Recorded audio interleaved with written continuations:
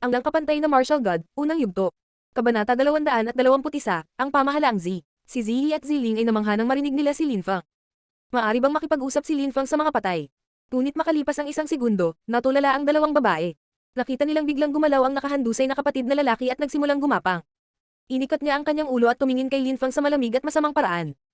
Ang kuya ng Evil Alpacas ay hindi pa namatay. Nasugatan lang siya, wala nang iba. Ilang sandali pa, hindi niya pinakawalan ng kahit kay titing na bahagi ng chi at nagpipigil ng hininga, nagkukunwaring kamatayan. Tama ang batang iyon. Si Lin Haojia ay malakas, ngunit masyadong mayabang. Iniisip niya na mangyayari ang lahat ayon sa plano niya. Hindi man lang niya napansin na hindi niya ako pinatay. Masyadong mataas ang opinyon niya sa sarili niya. Sabi ni kuya na malamig at nakahiwalay. Sumangayon siya kay Lin Feng. Ang swerte mo at nagpanggap akong patay. Sabi ng nakatatandang kapatid at pagkatapos ay tumingin kay Lin Feng habang malamig na nagsasabi. Ngunit, umalis na si Lin Haojia ngayon. Kayong tatlo ngayon ang aking mga laruan, ikaw, ang batang lalaki, hindi ako interesado sa iyo, ngunit ang dalawang batang babae na ito ay sasamahan upang aliwin ako pagkatapos ng pagkamatay ng aking mga kapatid. Nagbago ang ekspresyon ni Ziyi at Ziling. Ang malaking kapatid na lalaki ay nakalusot sa ika-4 na layer ng Lingchi. Kahit nasugatan siya, hindi pa rin sila makakalaban sa kanya. Mamatay na bata, sabi ni kuya habang umaatake agad. Itinaas niya ang kanyang kamao at binomba ng kanyang kamao ang kapaligiran, dumiretso patungo kay Lin Feng. Sa sandaling iyon, dahan-daang itinaas ni Lin Feng ang kanyang kamay, pagkatapos ay mabilis na tumusok sa hangin na parang bulalakaw. Nang mawala ang ningning mula sa kanyang hampas, napuno ng dugo ang noo ng kuya.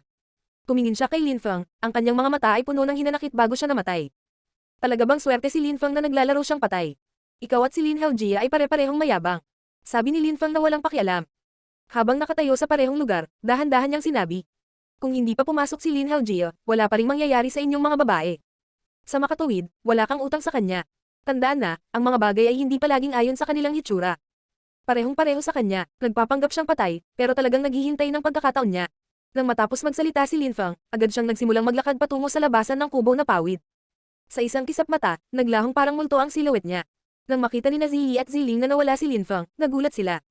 Pinatay lang ni Lin Feng ang kuya, napatunayan niyang kaya niya silang protektahan.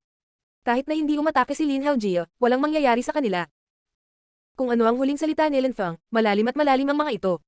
Ang mga bagay ay hindi palaging parang katulad ni Lin Haojia, na nagpapakita ng isang tiyak na aspeto ng kanyang personalidad, ngunit sa huli ay hindi nagpapakita ng kanyang tunay na kulay. Ang parehong ay totoo para kay Lin Feng. Hinamak siya ng dalawang babae, akala nila mahina siya. Ngunit sa huli, sa isang simpleng pag-atake, maaari niyang patayin ng isang cultivator ng ika-4 na layer ng Lingchi. Kapatid na Ziyi, mukhang napakalakas ni Lin Feng. Bulong ni Ziling matapos manatiling tahimik saglit habang nakatitig sa mga bangkay sa sahig. Sobrang mayabang lang siya. Kung siya ay kasing lakas ng sinabi niya, kanina, bakit niya hinintay na pigilan sila ni Lin Haojia? Bakit hindi siya ang nagkusa?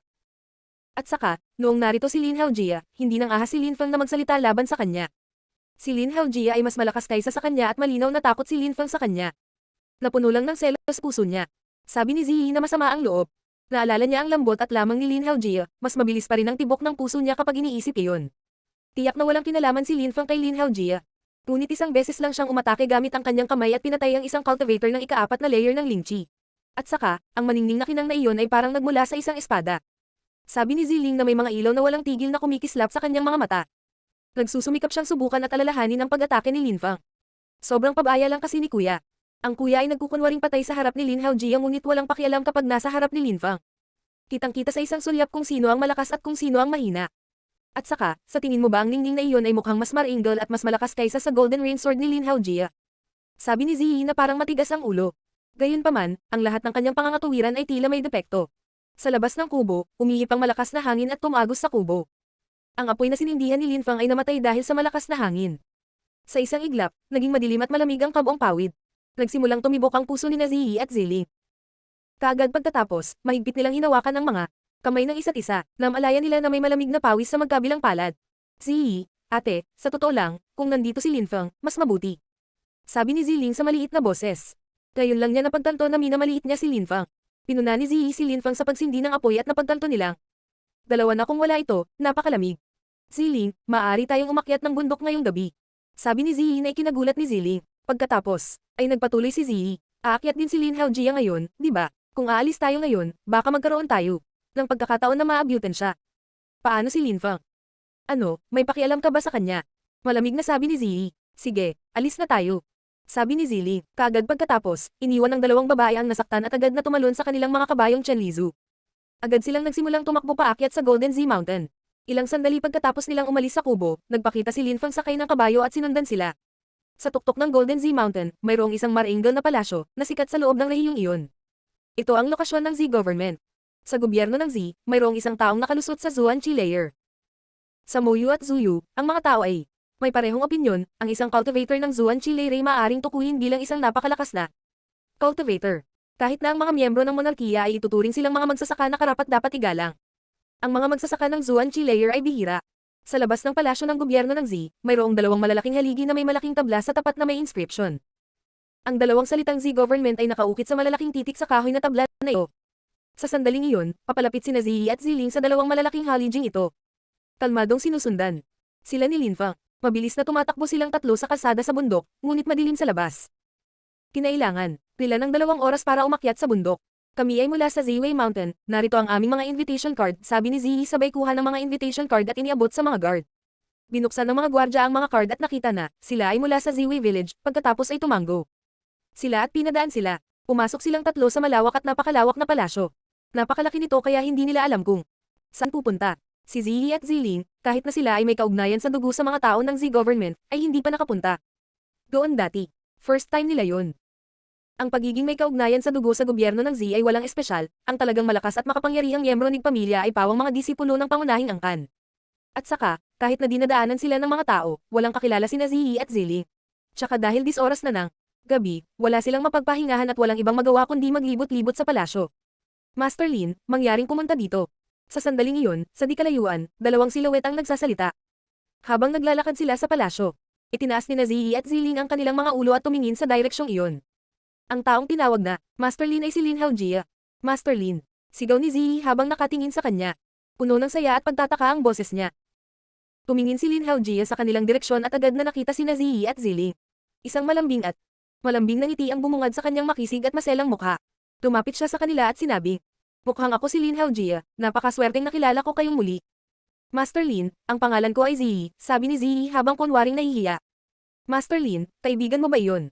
Nang makita ng babaeng namumuno kay Lin Haojia na kilala niya si Ziyi, hindi niya maiwasang magtanong. "Oo," siya nga sagot ni Lin Haojia habang tumatango. "Kaya ganyan, Miss Ziyi, pwede ko bang tanungin kung saan ka tumutuloy?" Tanong ng dalaga, nang mabalitaan niyang kaibigan siya ni Lin Haojia. Nanatili siyang magalang dahil isa siya sa mga katulong ng palasyo. Si Lin Haojia ay mabuting kaibigan ni Zikiyong at si Zikiyong ay tagapagmana ng Z government. Bukod dito, si Lin Haojia ay napakalakas din at nagmula sa isang mayamang pamilya.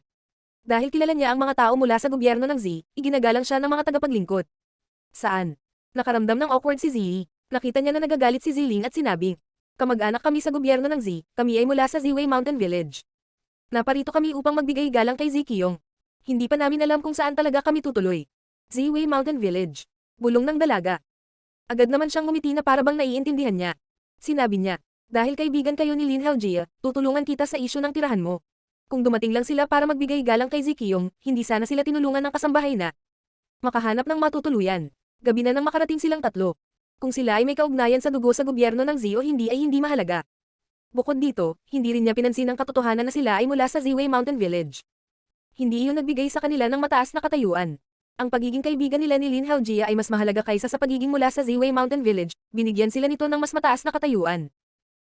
Kinailangan din niyang bigyan ng mukha si Lin Haojia at tulungan ang kanyang mga kaibigan. Hindi na kailangan. Bukas ay ang malaking seremonya ng kasal, na pareho naming dadaluhan. May space sa kwarto ko. Wala akong laban sa pagpapatulog ng 2 magagandang babae sa kwarto ko ngayong gabi. Sabi ni Lin Haojia na may malaking ngiti sa kanyang mukha. Muli niyang hindi pinansin si Lin Fang. Ang walang kapantay na martial god, unang yugto. Kabanata 222, ang araw ng kasal. Ito ay hindi masyadong maginhawa. Sabi ni Ziyi sa malambing na boses. Hindi naman siya tumatanggi, parang gusto niyang tanggapin ang alok nito. Nagulat si Lin Haojia. Nang makita niyang nahihiya ito, sumili ang ngiti sa mukha nito. "Kung hindi ito nagustuhan ni Miss Ziyi o may pagdududa sa aking pagkatao, maaari ko ring ibigay sa iyo ang buong mansyon at magpapalipas ako ng gabi sa labas." Iyan ay ganap na walang problema. Sabi ni Mo Haojia na parang matuwid at nakakasindak. "Hindi, syempre hindi, kung ano ang iyong iminungkahi ay perpekto." Nagmamadaling sagot ni Ziyi. Si Ziling at Lin Fang ay natulala. Ngunit agad nang umiti si Lin Haojia at nagsabi, "Kaya naiintindihan ko na tinatanggap mo ang aking alok. Kung ito ay masyadong abala para sa iyo, mangyaring sabihin sa akin." Sabi ni Ziyi habang nakababa ang ulo sa isang mahiyaing paraan. "Anong pinagsasabi mo? Ito ay isang malaking kasiyahan para sa akin." Sabi ni Lin Haojia habang nakangiti. Ziyi, ate, paano tatanggapin na magpalipas ng gabi sa silid ni isang estranghero? Sabi ni Ziling sa mahinang boses habang mariing nakipagkamay sa kapatid. Ziling, bihira ang mga kabataang tulad ni Master Lin. Sa tingin mo ba hindi siya mapagkakatiwalaan? Sabay na tayo. Sabi ni Ziyi, ignorante. Sabi ng malamig at hiwalay na boses. Galing ito kay Lin Fang. Sa sandaling iyon, nakatingin si Lin Fang kay Lin Haojia, sinabi niya sa malamig at hiwalay na paraan. Sa paanan ng bundok, sinabi mo na hindi nila ako dapat hayaang manatili sa kubo na pawid dahil baka may subukan ako at ngayon ay iniimbitahan mo silang pumunta sa iyong lugar. Hindi mo ba naisip na maaari mong subukan ng isang bagay? Hindi ba't iyon ang ginagawa ng mga namumukuntinjing at gwapong binata na may mataas na katayuan? Si Lin Haojia ay natulala. Malamig siyang tumingin kay Lin Fang. Kagad pagkatapos, ngumiti siya at nagsabi. Sa tingin mo ba ay may kukumpara ka sa mga katulad ko? Nakakatawa. Sabi ni Lin Fang.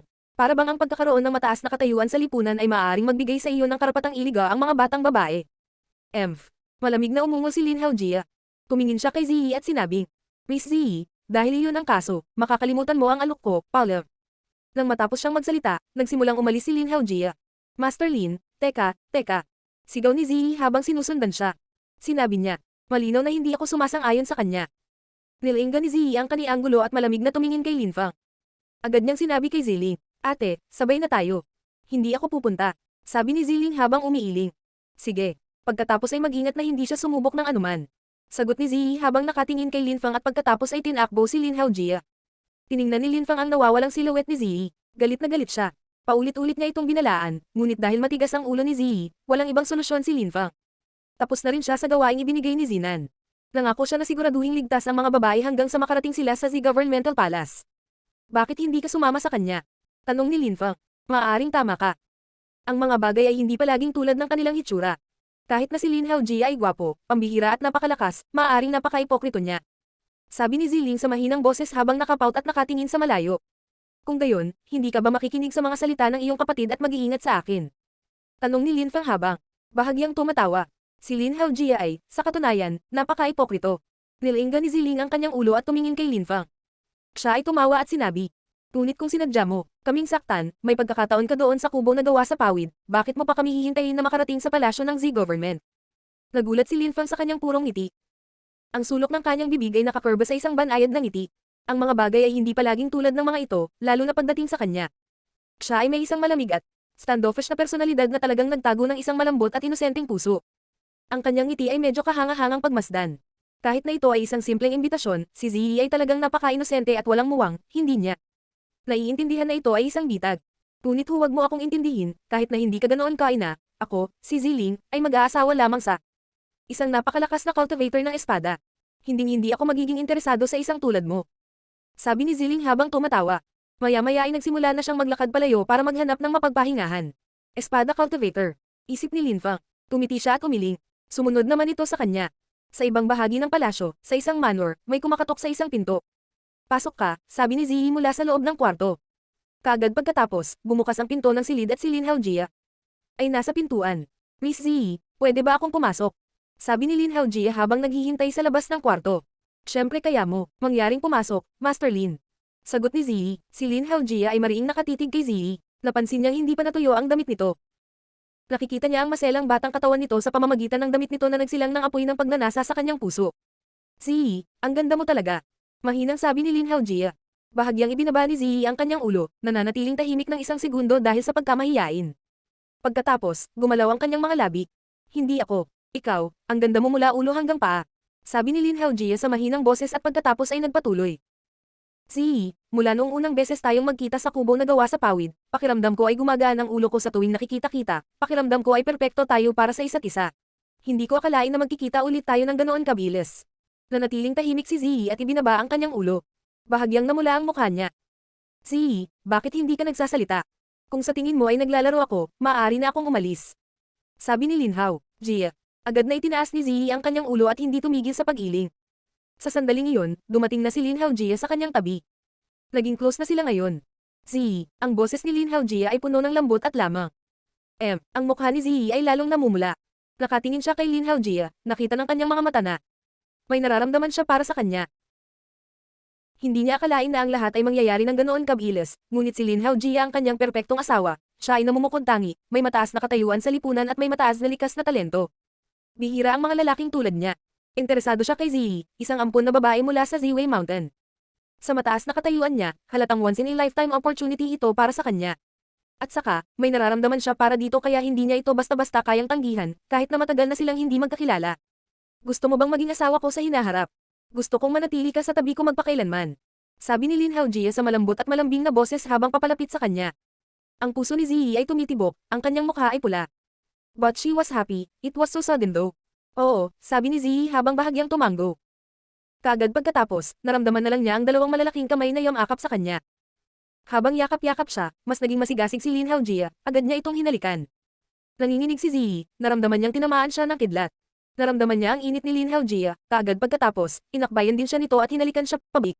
Pagkatapos ay sinimulan ni Lin Haojia na hawakan ang kanyang katawan, ilang sandali pa, sinimulan niyang haplasan ang kanyang batang katawan, na malambot at mainit. Nagsimulang hindi mapakali si Ziyi at nagpakawalan ng munting helanghing. Ibinagsak nilang dalawa ang sarili sa kama. Inihagis nila sa gilid ang kanilang mga damit, makalipas ang maikling panahon, umuungo sila sa sakit, sarap at init. Nagkasalubong ang kanilang mga katawan sa gitna ng silid na iyon.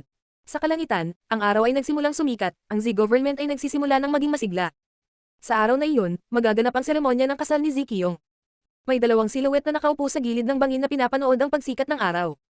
Nakaupo sila sa nakasabit na bangin habang nasa itaas ng bangin ang kanilang mga paa.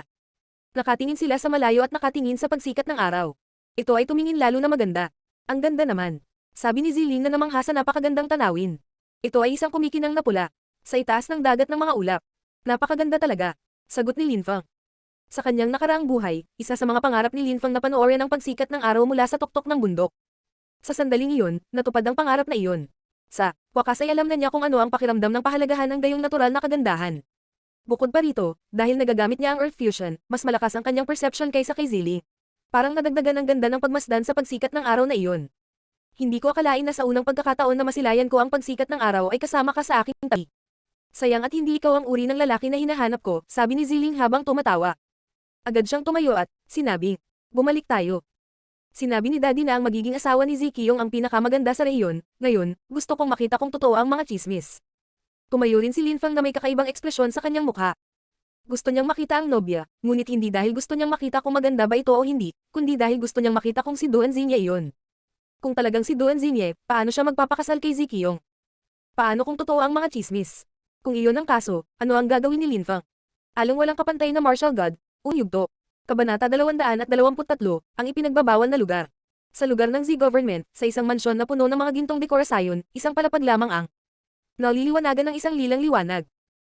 Sa tuktok ng bundok, mayroong isang malaking palasyo, na tila ito ay ganap na nagbago. May isang koridor sa loob na napakalawak at mas mataas kaysa sa iba.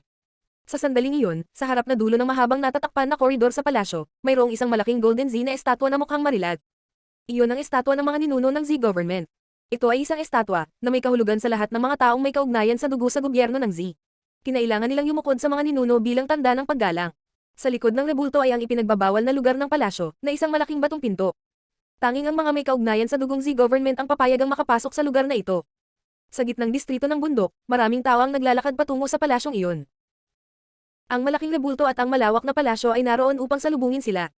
Sa mga normal na panahon, ang ipinagbabawal na lugar ay palaging sarado, hindi sila makakuha ng akses kahit na ano ang kanilang katayuan. Sa sandaling iyon, isang grupo ng mga tao ang naglalakad sa mahabang natatakpan na koridor at nakarating sa harap ng rebulto. Lumuhad sila ng 3 beses at yumuko ng 9 na beses sa harap ng rebulto at kaagad pagkatapos, pumila sa gilid ng rebulto. Ang mga silhouette ay lalong dumami. Halos lahat sila ay may kaugnayan sa dugo sa Z government, ngunit may ilan na kaibigan din ng Z government. Ang seremonya ay isang pangunahing kaganapan. Gayunpaman, ang mga taong nauugnay sa gobyerno ng Z at ang mga hindi nauugnay ay magkaiba. Ang mga may kaugnayan sa dugo ay kailangang magsagawa ng ritual ng paghahain bago sila makapasok sa ipinagbabawal na lugar. Hindi sila maabala, kaya kakaunti ang magdadala ng mga tagalabas. Sa sandaling iyon, dumating na rin sina Ziling at Lin Feng. Si Lin Feng ay nakasuot pa rin ng silver mask at hindi maintindihan ni Ziling kung bakit. Dumating na si Ziyi. Nakatingin si Ziling sa malayo at nakita niya sina Ziyi at Lin Haojia na magkasama. Dumating. Ilang sandali pa, dumating sila sa tabi ni Ziling. Ziling, bakit nakikipag-hangout ka pa rin sa mga katulad niya? Malamig na sabi ni Ziyi habang nasimangot. Tumingin si Lin Feng kay Ziyi at ginamit ang kanyang Earth Fusion. Ang kanyang mga pandama ay naging lubhang talamak. Malinaw niyang nakikita na may kakaiba kay Ziyi. Nawala ang pagiging inosente ni Ziyi. Anong ignorante na babae? Umiiling si Lin Feng. Wala pang isang araw na magkakilala sina Lin Haojia at Ziyi at inialay ni Ziyi ang sarili kay Lin Haojia. Hindi alam ni Lin Fang kung ano ang sasabihin, ngunit dahil ito ay sariling kalooban ni Ziyi, hindi rin siya maaaring makialam. Natupad na niya ang kanyang tungkulin, binigyan niya ito ng payo at pinrotektahan siya sa paglalakbay. Siguro naisip talaga ni Ziyi na sila ni Lin Haojia ang magsasama magpakailanman. Ate, sabi ni Ziling habang nakapout. Dumating kami kasama si Lin Fang, halatang kailangan naming manatili sa kanya. Ziling, hindi ka dapat magtiwala sa isang ignorante at masamang tao. Niloloko kanya. Paano kanya tinatreto? Kagabi. Ang tono ni Ziyi ay mas tahanga-hanga at mas dominante kaysa dati, medyo mayabang din siya. Nang mapansin iyon ni Lin Fang, mas lalo siyang nagalit. Dati, masunurin si Ziyi kapag kaharap si Ziling, total, adopted daughter siya. Ngunit sa sandaling iyon, parang kinakausap niya si Ziling. Siguro naisip niya na dahil karelasyon niya si Lin Haojia, mas mataas na ngayon ang status niya sa lipunan kaysa kay Ziling. Ate, ano bang sinasabi mo? Hindi na kaimik si Ziling. Pagkatapos, malamig na umungol si Lin Fang at sinabi sa malamig na tono. Ziling, Ziyi, inatasan ako ng iyong ama na dalhin ka sa gobyerno ng Zi at iyakin ang iyong kaligtasan. Natupad ko na ngayon ang aking tungkulin. Mula sa puntong ito, wala na kaming anumang ugnayan sa pagitan namin. Kung nakita mo ako, umilos ka na parang hindi mo ako kilala at gagawin ko rin iyon. Sa ganang iyo, Ziyi, kung ano ang iyong ginagawa at kung ano ang iyong ginawa ay ang lahat ng iyong sariling mga pagpipilian at kailangan mong pasanin ang responsibilidad sa iyong sarili. Binalaan na kita ng sapat na beses. Ito ang mga huling salita ni Lin Fang, kaagad pagkatapos, bigla siyang tumalikod at nawala sa gitna ng karamihan. Si Ziyi at Ziling ay talagang natulala. Umalis na si Lin Fang at pinutol ang ugnayan nila. Ate, tingnan mo ang ginawa mo, umalis si Lin Fang dahil sa galit. Sabi ni Ziling, nagalit, ngunit malamig na umungol si Ziyi at sinabi. Buti, sinubukan ka sana niyang linlangan maaga o huli. Sa sandaling iyon, nagsimulang maging mas masigla ang mga tao sa pila. Sa dulo ng koridor, isang grupo ng mga tao ang lumitaw at nangunguna sa kanila ay isang matandang lalaki ng Z-Government. Siya ang patriarch ng Z-Governmental. Ziyi. Sa likod ni Ziyi ay dalawang tao. Ang isa sa kanila ay nakasuot ng gintong damit. Mukha siyang matikas at marilag at nag-diffuse ng nakakasilaw na aura. Iyon ang magiging asawa, si Zi Qiyong. Bukod pa rito, sa panig ni Zi Qiyong, mayroong isang hindi kapani-paniwalang maislan at magandang babae. Nakasuot siya ng mahabang damit na kulay lila. Siya ay may isang ornamental wedding crown sa kanyang ulo, siya ay hindi kapani-paniwalang maganda. Napakagandang babae. Mukhang totoo ang mga sabi-sabi, ang nobya ay ang pinakamagandang babae sa rehiyon. Kahit si Zizia ng Z-Government, ay hindi kasing ganda niya. Ang ganda naman. Napaka-elegante niyang tingnan. Lalo siyang nagpapaganda sa damit niya. Maganda talaga ang mga mata ni Zi Qiyong. Kung makakahanap lang ako ng ganito kagandang asawa, sobrang saya ko. Kahit na gusto niyang ihinto ko ang pagsasanay sa paglilinang, agad akong pumayag. Sari-saring komento ang kumakalat sa mga tao habang nakatingin sa magandang nobya. Talagang karapat-dapat siya sa kanyang katayuan bilang young master ng Z-Government, mahirap makahanap ng napakagandang asawa. Sa una, hindi nila maisip kung anong uri ng babae ang magkakaroon ng swerteng pakasalan si Zi Qiyong ngunit sa sandaling iyon ay wala na silang pagdududa. Talagang bagay na bagay ang babaeng iyon para kay Zi Qiyong at sa kanyang katayuan sa lipunan. Napakagandang babae. Ziyi, kapatid, ang mga chismis ay ganap na totoo, walang babaeng mas maganda kaysa sa kanya sa rehiyon. Sabi ni Ziling sa mahinang boses. Sa pagkakataong iyon ay nakatingin din siya sa maganda at maselang mukha ng babae. Nang tingnan niya ang babae, pakiramdam niya ay hindi siya kagandahan. Bumibilis din ang tibok ng puso ni Ziyi, ngunit nanatili siyang tahimik. Tumingon siya at tumingin kay Lin Haojia.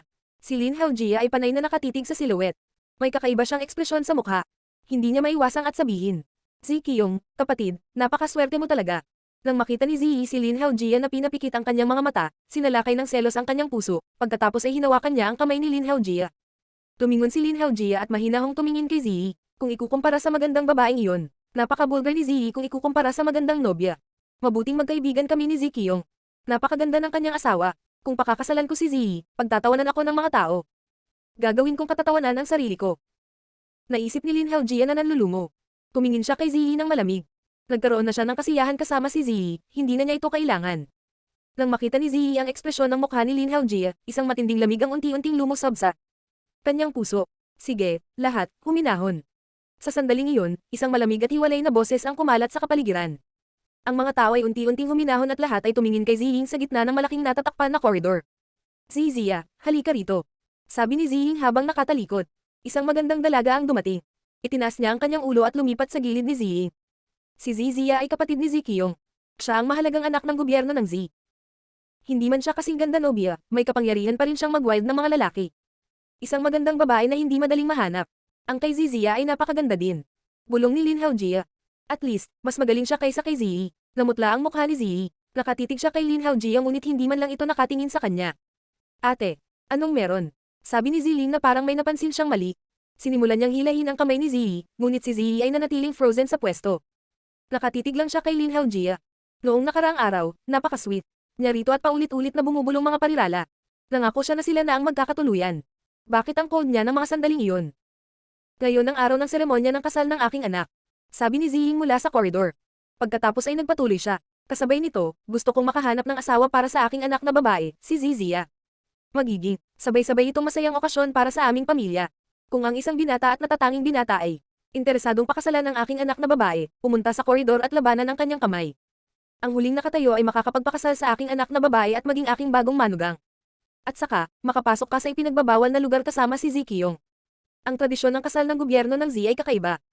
Binati muna sila ng mga tao, pagkatapos ay maaari na nilang ituloy ang ritual ng mga ninuno, at saka lamang sila makapasok sa ipinagbabawal na lugar. Paglabas nila sa ipinagbabawal na lugar, opisyal na silang mag-asawa.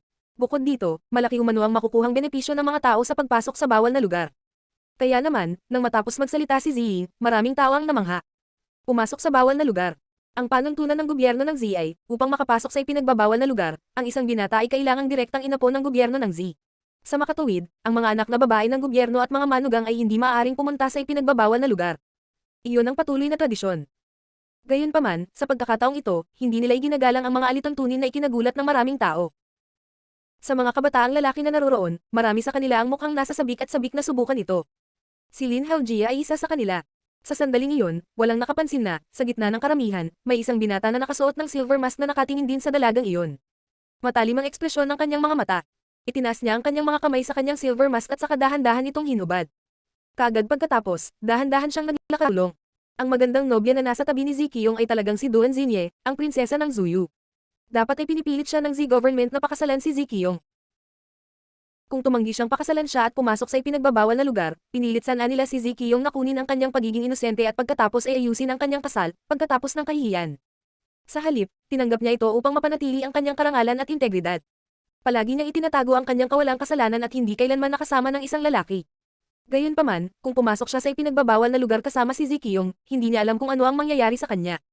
Ito ang kanyang kasalukuyang sitwasyon, ano ang gagawin ni Duan Xinye. Wala nagkapantay na martial god, unang yugto. Kabanata 224, ang luha ng prinsesa. Nang makita ni Ziying na napakaraming kabataang lalaki ang sabik na subukan ito, isang ngiti ang lumitaw sa kanyang mukha at sinabi niya. Dagdagan ko pa, ang aking anak, si Zizia, ay 18 taong gulang. Hindi maaaring mas matanda sa 22 taong gulang ang binatang magpapakasal sa kanya. Nako, hindi ako makakalaban. Wala akong magagawa. Nang matapos magsalita si Ziying, lumitaw ang pagkabigo sa mga mukha ng napakaraming kabataang lalaki. Gaya ng inaasahan, pinipili ng Z government ang mga pinakatanyag na kabataang talento, ang mga mas matanda sa 22 taong gulang ay hindi maaaring sumali. Sige ngayon, ang mga gustong maging manugang ko ay maaaring pumunta sa may takip na koridor para sa labanan. Sabi ni Ziying. Nang matapos siyang magsalita ay agad na nagsimulang maglakad ang dalawang silhouette sa may takip na koridor at pagdating sa harap ni Ziying ay nagkatinginan sila. Hindi na kailangang makipagpalitan ng pagbati, maaari kang magsimulang makipag-away kaagad. Sabi ni Ziying, habang winawagayway ang kamay. Bahagyang tumanggo ang dalawang tao.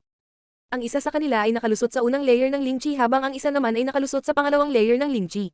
Hindi na kailangang sabihin na ang resulta ng labanan ay hindi nakakagulat, ang isa sa pangalawang layer ng Lingchi ay mananalo. Sa ilalim ng koridor, maraming kabataang lalaki ang nagalit, ang binata sa unang layer ng Lingchi ay walang pagkakataon laban sa binata sa pangalawang layer ng Lingchi. Sa sandaling iyon sa loob ng karamihan, nakakagulat na nanatiling tahimik si Lin Haojia. Habang naghihintay ng turn niya sa laban, hindi niya maiwasang mapangiti ng malamig. Pagkatapos ay malamig niyang sinabi. Tito, si Haojia ay may nararamdaman para kay Zizia na matagal nang lumalaki, kung magagawa kong maging asawa niya iyon ang aking pinakamatinding hangarin.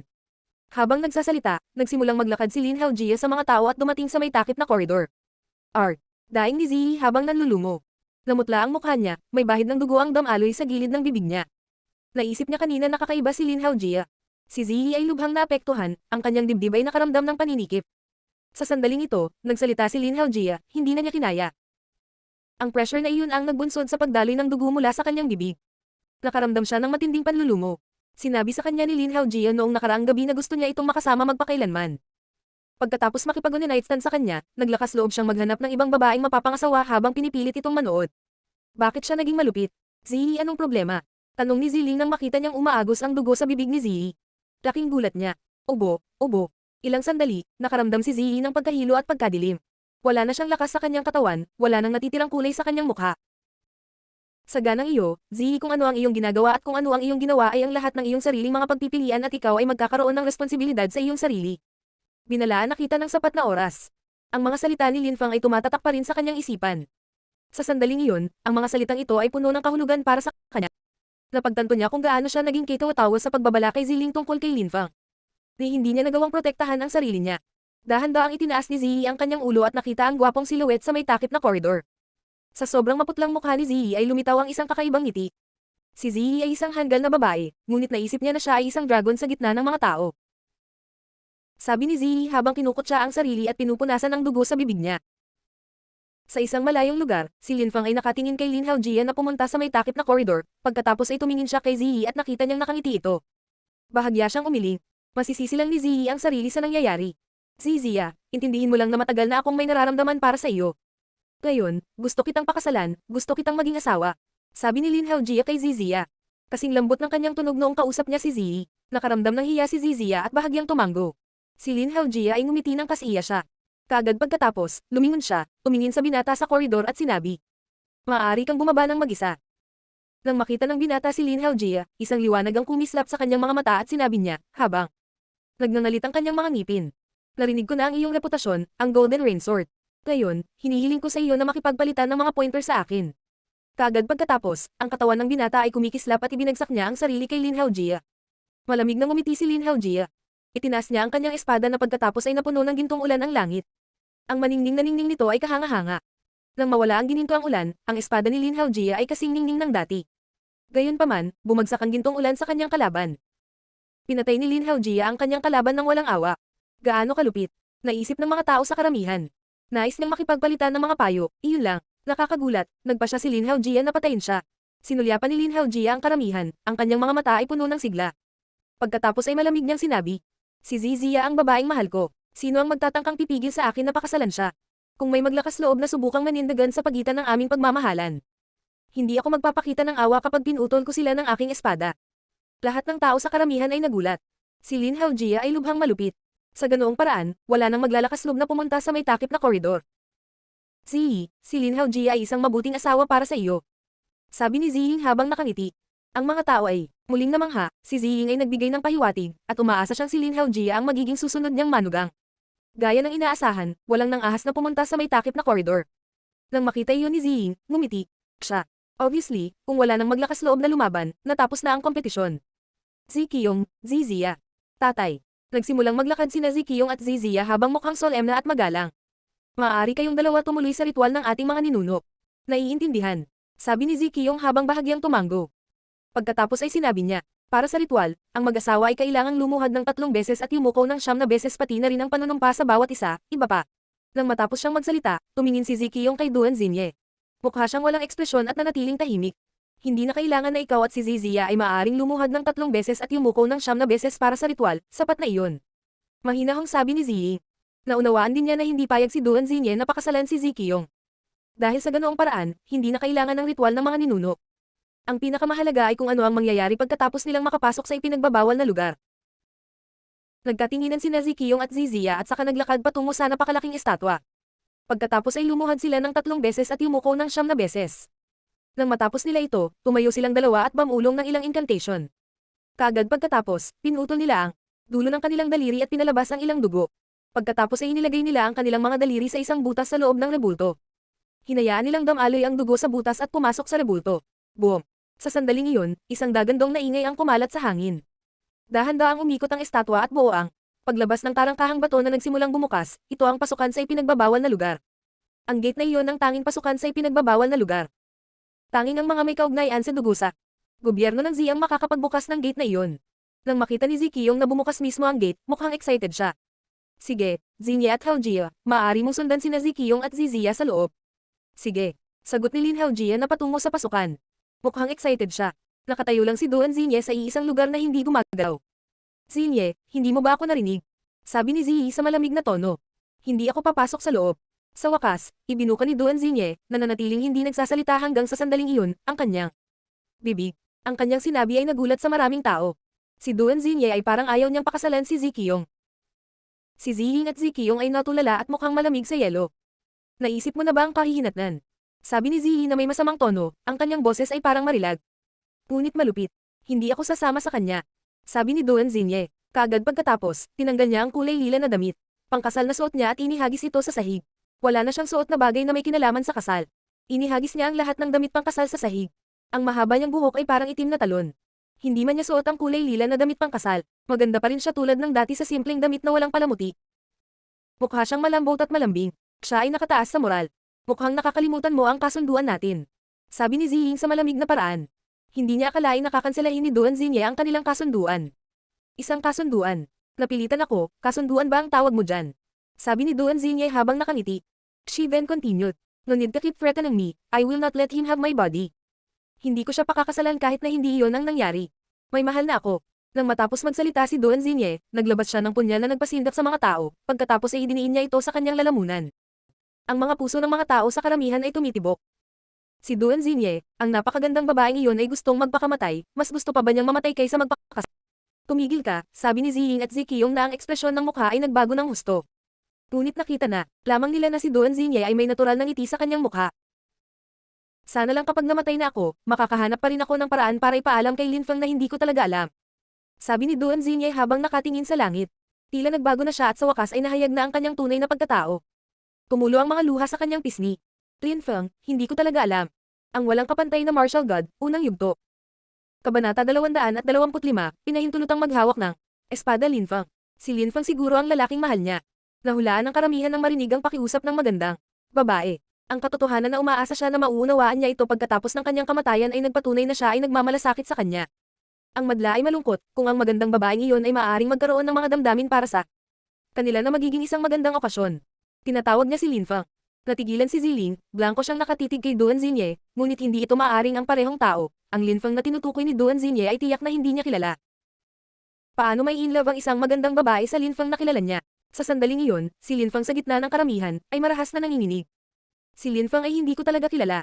Bakit niya iisipin si Lin Feng sa mga huling sandali niya? Sobrang misunderstood ko siya. Biglang sumakit ang puso ni Lin Feng. Siya ang pumatay sa mga itim na gwardya para iligtas siya, nailigtas niya si Duan Xinye, ngunit pagkatapos malaman ng pakana, nagkamali siya at iniwan si Duan Xinye. Dahil sa kanya kaya siya napunta sa ganitong sitwasyon at napilitang pakasalan si Zikiyong. Bakit kailangan niyang magpaliwanag sa kanya? Siya ang dapat na maniwala sa kanya. Teka, sabi ni Lin Feng. Humakbang siya at tumilapon sa ere. Agad siyang lumapag sa loob ng nakatakip na koridor. Ang silhouette ni Lin Feng ay nakakuha ng atensyon ng mga tao. Napatingin ang lahat sa kanya. Ang kanyang damit ay puti, malinis at simple. Maislan at gwapo ang mukha niya. At saka, nang makita ni Duan Xinye si Lin Feng, nagsimulang tumibok ang kanyang puso. Si Lin Feng iyon, narito siya. Mukhang natural at walang pidgel, siya talaga, nasa harapan niya talaga at hindi iyon ilusyon. Sa ilalim ng may takip na koridor, sina Ziling at Ziyi ay nakatitig kay Lin Feng. Nanginginig sila. Baka si Lin Feng, talaga ang tinutukoy ni Duan Xinye. Bakit niya tinanggal ang silver mask niya? Ziyi, ate, ang lalaking tinutukoy niya ay si Lin Feng. Bulong ni Ziling, hindi siya makapaniwala. Sa sandaling iyon, si Ziyi ay walang pag-asa na tumigil sa pagtingin kay Lin Haojia. Napuno ng puot ang puso niya. Pagkatapos ay tumingin siya kay Lin Feng na malamig na sinabi. Paano ito si Lin Feng? Imposible. Sa covered corridor, nakita din ni Lin Haojia si Lin Feng. Isang liwanag ang bumungad sa kanyang mga mata. Parang kilala niya ang binata kung saan. May impression siya na nakita na niya si Lin Feng noon, ngunit tinanggihan niya ang ideya dahil hindi niya matandaan na nakita niya ang mukha ni Lin Feng noon. Nakatingin si Duan Xinye kay Lin Feng habang nanatiling tahimik. Nagsisimula na rin siyang maglagay ng mas kaunting presyon sa punyal. Lin Feng. Hindi makapaniwala si Duan Xinye sa kanyang mga mata. Binulong lang niya ang pangalan ni Lin Feng. Ako talaga, sorry kung pinahirapan kita. Sabi ni Lin Feng habang bamantong hininga. Parang sinsero ang paghingi niya ng tawad. Nang marinig ni Duan Xinye si Lin Feng, nagsimula siyang umiyak at humik din ng husto. Kaagad na nagsimulang tumulo ang mga luha sa kanyang magandang pisngi. Gayunpaman, may ngiti sa kanyang mukha. Sa sandaling iyon, tila nawala ng karangyan ng lahat kumpara sa magandang sandali na ito, ang mga tao ay labis na naantig. Isang metal na tunog ang kumalat sa hangin. Ibinagsak ni Duan Xinye ang punyal sa lupa. Pagkatapos ay nagsimula siyang maglakad ng dahan-dahan patungo kay Lin Feng. Nang makarating siya sa harapan niya, sinabi niya, Lin Feng, hindi kita sinisisi, hindi talaga kita sinisisi. Nakatingin si Lin Feng kay Duan Xinye, isang malalim na ekspresyon ang lumitaw sa kanyang mga mata.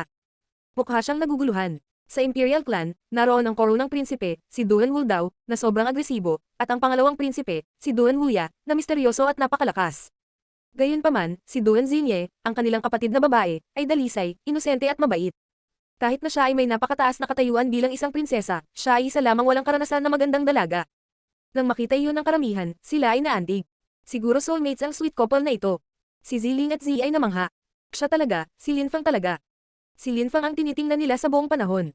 Nakakagulat na si Linfang talaga ang minahal ng prinsesa. Talagang katawa-tawa si Zi na isipin na susubukan ni Linfang ang anumang bagay sa kanila, kung ikukumpara kay Duan Xinye, wala sila. Mabilis na itinapon ni Lin Haojie si Zi para kay Zizia. Sa kanyang mga mata, si Zi ay wala. Hindi man lang, siya nagbigay ng paliwanag. Sa katunayan, napakalupit nito kaya hindi niya ito matanggap. At saka, dapat isa itong ilusyon. Bakit niya minahal si Linfang? Ano bang maganda sa lalaking yun? Ang mga nakakatakot na ekspresyon ay lumitaw din sa mga mukha ng mga tao mula sa gobyerno ng Zi. Si Duan Xinye ay dapat na asawa ni Zi Qiong. Gayunpaman, sa sandaling iyon, sa araw ng kanyang kasal, nakakagulat na sinabi niyang may mahal siyang iba, hindi yun matanggap ng Z government. Ang Z government ay nawawalan ng mukha.